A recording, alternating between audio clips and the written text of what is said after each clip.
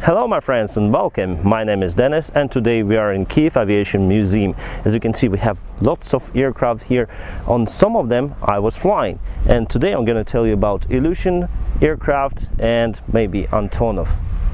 Pam pam. So my friends, we are going to start from Ilyushin airplane, Il-76T. What does T mean? So we have some of the explanation, engines, maximum weight, all those parameters you can search in Google. This airplane is closed for today. I think this is the big radar over here. Navigator, the place for the navigator. I would like to try to fly here. This place, the chair is right there. The nose of the airplane, it's quite huge, and it's one of the most produced airplanes this size in the world. It's a main transportation for military, ex-Soviet and Soviet military. It used to be, and also it's used for cargo transportation.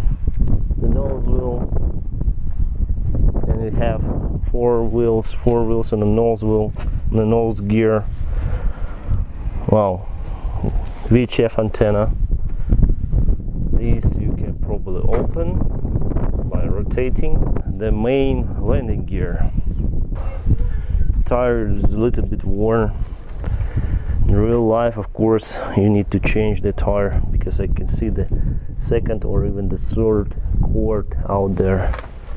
This tire is worn as well. And we have 8 tires on one side and 8 tires on other side. Quite a lot. I don't know who did it. Maybe it's the people who walk in there. Yes, of course, this is because of the landings, and I think this was done with knife or something. You can see how wide this rubber really is. Yeah, the landing gear is very huge and superb, I would say. Of course, it is retractable and it retracts over there. Some of the hatches here. Open. No, I can't. And this I also can't open. The engines, 4 engines totally. They're quite powerful, but now there is one more modification. Modern type of Ilyushin-76 with the PS90 engines, and they're more efficient and also more powerful. Landing lights over there. Yeah, this is the massive airplane. It has a huge wing, leading edge flaps, trailing edge flaps. Yeah, beautiful T-type empennage. From the other side, it's almost the same. Almost everything is the same. I need to go inside, but the way inside is prohibited, so the door there is closed. Here, I think it's inlet for APU. Yes, we have the lock here. The door is locked and sealed. Pam pam. The legendary Tupolev-154, one of the most produced Soviet-made commercial airliner. It's very similar to Boeing 737. Why? Because it can carry almost the same number of passengers. Let's say the same with Boeing 737 Classic. Let's go inside. I think we can go inside this airplane. We have a stairs. You can see the stairs was taken from Boryspil Airport. And we may go inside. This airplane has 3 engines, and it's the same regional, middle range, narrow body airliner, the same with Boeing 737. However, 737 of course is much more modern airplane. Alright guys, so here is the cockpit. I cannot go inside because here's the door, no entrance. but probably I can show you everything inside this Tupolev because I have the zoom. Pilot's instruments, the same airspeed indicator, artificial horizon, vertical speed indicator, and many more. Engine parameters, RPM maybe, and one. Throttles, and also we have the throttles on flight engineer control panel. Here they are. Again, engine parameters, the same instruments. So for first officer is the same. Overhead panel is quite simple. Have some of the navigations there, automatic direction finder, etc. Flap selector is very interesting, in a very interesting place, I would say. Well, I can film here from this spot. Yeah, the flight engineer's panel is very huge, and lots of switches, lots of parameters. And we have some of the instruments even on the bottom side. On the bottom, some of the switches. I would say this cockpit is very big if you compare it to Boeing 737 cockpit. Lots of space here. You can put even the vacuum cleaner. Wow, it's a huge cockpit, my friends. Very huge. Left from the cockpit we have an emergency exit door. I think it's on the emergency, or maybe it's the normal entry. I don't know. I don't really know, my friends. Some of the bench. On the left side here, probably it's the toilet or the wardrobe, as it should be. No, the toilet is here. It's inside. I cannot open it. The passenger compartment, the cabin compartment, and we have some place even for infants here. Nice. So the place for them to sleep. Interesting. It's the first time I see this stuff on the airplane. You can unlock it and carry somewhere.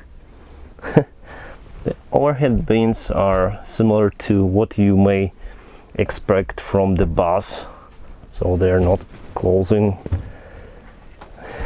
Interesting as well. If there is a turbulence, some of the stuff will of course will go down and may hit other passengers. That is why on modern airplanes all the overhead bins are closed or being closed for your flight. Tray table, very simple one.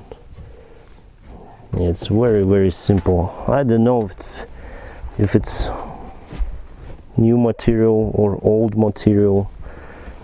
And the smell here also is not very nice, my friends. It's like in a very old house or apartments. It sits without any cover. Yeah, looks terrible. And here's the kitchen. The kitchen itself, and you can cook here maybe. Like a chief. Maybe here or here. Very simple airplane inside. It's the emergency exit door, and from the right we have the main entry. Спасибо. And you can see it's very high on the stairs. All the height is similar to Boeing 737 from what I can see. The stairs, I think it's the standard height probably. So we have the air intake for 3 engines, 1, 2, and from other side, no, it's better to say 1, 2, and 3. The third engine is on the right side. Have the leading edge flaps, some fins you can see, separators of the airflow, and of course the trailing edge flaps. This airplane is not very efficient compared to Boeing 737, and it is very difficult to maintain its flying. It's still flying in some of the countries, but now it's very rare to see those planes around. So guys, let's go with the walk around. Here we have are placed near the nose wheel, and the pitted alpha vane near the captain's window. I think it's a tut probe for temperature indication. That's the maybe landing lights or something, that, or maybe even taxi lights, because I didn't see any taxi lights here on the nose wheel. It should be in standard as far as I know, maybe not on Tupolev, but on Boeing, on Airbus, as far as I know, we have taxi lights here. On Tupolev, maybe they are here. Nobody knows. The landing gear, by the way, it's very similar to Boeing. I guess we have two wheels. They're quite new, I would say. Strut itself, the shock absorber, and it goes to the aft. Let's go inside and see something. I think it's the hydraulic cylinder, maybe even for emergency landing gear extension, so it saves some of the pressure, then extends it. At least on ATR it's like this on the main landing gear, but not the hydraulic pressure. The cylinder saves some of the air pressure to extend the landing gear, as far as I remember on ATR. Again, I think that's the temperature detectors. We have a hatch here. Push the button and open. We probably may open it, but I wouldn't recommend to do it because I will not put it back. It also looks similar compared to 737, because on 737 they have E&E compartment hatch over there, and one more E&E compartment over here on 737. Here it's the same, probably. Here we have just one door. Let's go to the nose. Oh, the sun shines very bright. Nose, it's very old cone here for the weather radar. The weather radar detector locates in the nose of the airplane. Cargo compartment, yeah, it's similar to Boeing 737. So pull it, open it, and you can load some bags and cargo there. Nice. What it is? Maybe static for instruments. Container, I don't know. This is the drain of the toilet drain and water drain. Maybe I cannot, no, it's rusted, I cannot open it. One more drain. I can see the radiator there. Interesting. What it's for? Maybe it's oil radiator or something. The air intake, maybe it's for packs, for air conditioning system. Landing lights again here. Hatch, one more hatch. This wing is very low compared to Boeing 737. I think you need to take care when you land this airplane. Don't land this airplane with bank angle, because otherwise you may scratch the wing. It's low wing airplane, but wing pointed downwards. Instead, like on modern airplanes, like on Boeing 737, then the wing is pointed upwards. Why does this wing pointed downwards? Because they need to reduce the stability. The stability of this airplane was too high when they produced it, so they got rid of it by pointing wing downwards. I think it's like this, because if your wing pointed downwards, like on an Ilyushin there, because it's a high wing airplane, see, the wing is pointed downwards. The same construction we have on Tupolev. So probably they have too much of stability with the standard wing. That is why they pointed it like this. And you see, it's very low. Maybe because the landing gear, maybe because it has some of the bank, but I don't really see it. I think it's very low in real life. Just look at it. It's very low. We have leading edge devices. leading edge slats. Here, what else? Here were the static dischargers. Should be like this. Aileron and the flaps. Flaps are similar to Boeing, I think so. That's to contain this landing gear. They need to make this kind of big container part. This is the landing gear, main landing gear. We have 1, 2, 3, 4, 5, 6 wheels instead of just 2 wheels on standard Boeing 737 landing gear. This landing gear, however, are smaller than Boeing 737, but it's quite strange to see this kind of scheme these days, my friends, because you may see this scheme only on big airplanes, on huge airplanes like Boeing 777. But here it's very sophisticated, I think, as for this small regional airplane, narrow body, single aisle airplane. But it's very, very complex. Very, very complex. I don't know why they did like this. Why just not to put 2 wheels on the main landing gear? Maybe they know something.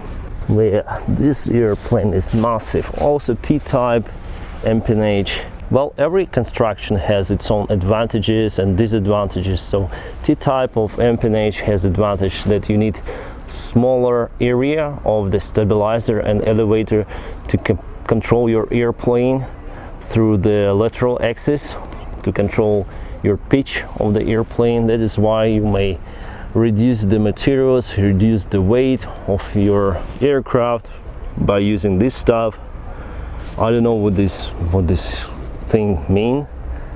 I don't know, maybe it splits the airflow, or I don't really know, but I consider this airplane is one of the most beautiful airplanes ever made in commercial aviation.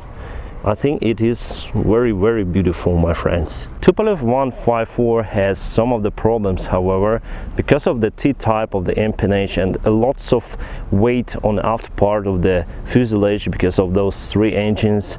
If you enter the super stall conditions and you stall your airplane, there is no way you can get out from this stall.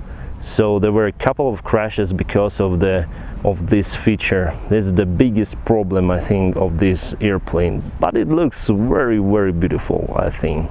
Pam pam.